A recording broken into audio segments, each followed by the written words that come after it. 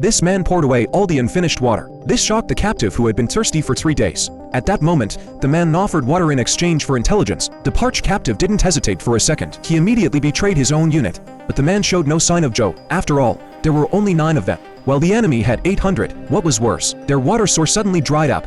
With no choice, the man made a bold decision. They planned to use the terrain to fight the enemy. Then he released 2 captives, telling them to spread the news that there was water here, thus luring the enemy's main force over. Subsequently, the man ordered everyone to assemble and began preparing for battle. The soldiers buried the remaining anti-tank mines in the sand. After that, everyone immediately hid in the ruins. Soon, a large force of several hundred men appeared in the distance. Seeing this, everyone gripped their weapons tightly. As the enemy drew nearer and nearer, the anti-tank mines fulfilled their mission first. Caught off guard, the enemy suffered heavy losses instantly. Seeing this, the man immediately sent out their only tank to join the battle. Under the fierce attack, the enemy thought there was an entire regiment lying in ambush here, so they fled the scene at once. However, before the captain could even celebrate, he found that their ranks had been thinned.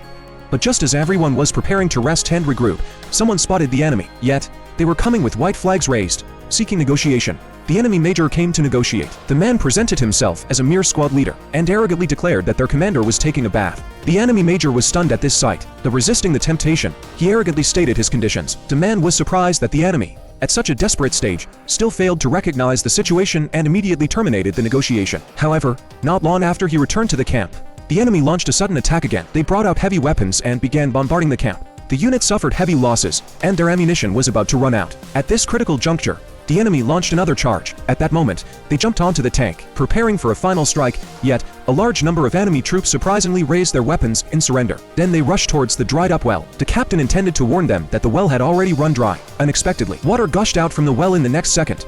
It turned out that the mortar bombardment had accidentally struck a water source. The man immediately seized the enemy's weapons, and all several hundred enemy troops became captives.